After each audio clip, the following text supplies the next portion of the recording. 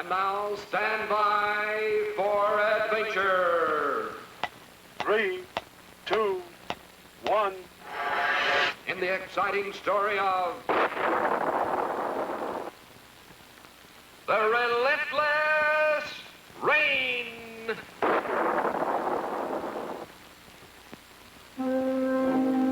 Long, long ago, the great city of Futura faced total destruction from a deadly space storm of smashing meteorites. It was then that Colonel Bleep and his staff of Futurian scientists erected a giant transparent shield to save their city. A dome of plastic so tough, even the most powerful force could not penetrate it. It is a shield such as this that now protects Bleep's headquarters here on Earth. And once the entrance hatch at the very top of the dome is tightly sealed, nothing can enter or leave this 0-0 island stronghold.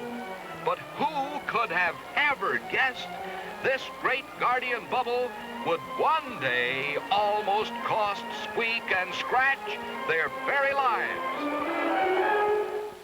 It all began with an urgent space bulletin to Colonel Bleep from the Space Weather Station on Futura. Some strange and unknown force had mysteriously kidnapped every rain cloud from the skies of Neptune, Venus, and Uranus.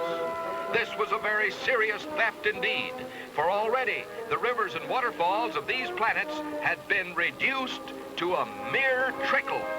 Bleep, therefore, left at once to investigate this strange disappearance. Meanwhile, through the Colonel's radar scope, Squeak and Scratch anxiously tracked a huge black storm cloud, which had suddenly come into view from the opposite direction. Straight toward Earth it sped, aiming for 0-0 Island itself. Squeak hurriedly radioed Bleep for help.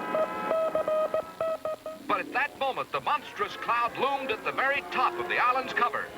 Then, a tremendous bolt of lightning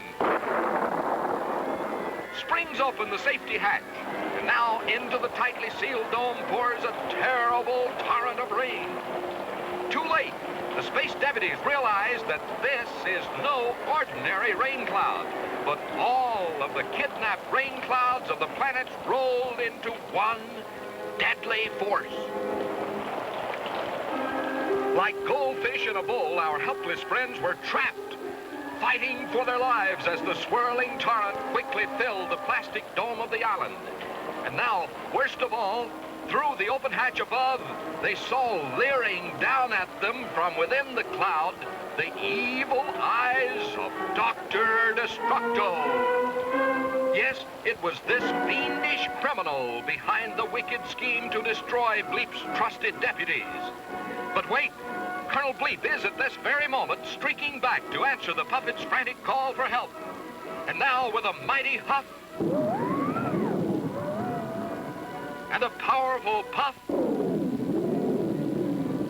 Bleep blasts away the cloudy shroud, revealing the sinister space saucer of the Colonel's worst enemy. But with a final bolt of lightning, Destructo well shut the only escape for Squeak and Scratch. And then, the cowardly culprit is gone.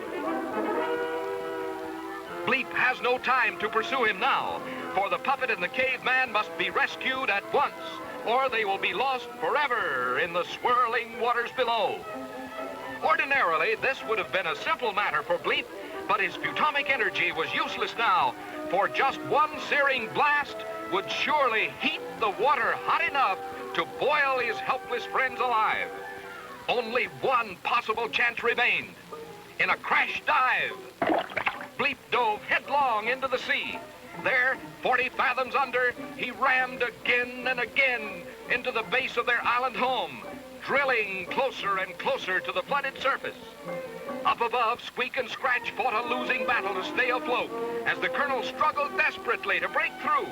Then, suddenly, with one last tremendous surge of power, Bleep broke through the floor of the island, and the water surged up Bleep's tunnel and out into the open sea like a great geyser. And at the very crest of that giant geyser were Squeak, Scratch, Bleep, and a great pirate chest filled with silver, which had been tossed up from the bottom of the sea. All of which goes to prove, once again, that even the darkest cloud has a silver lining.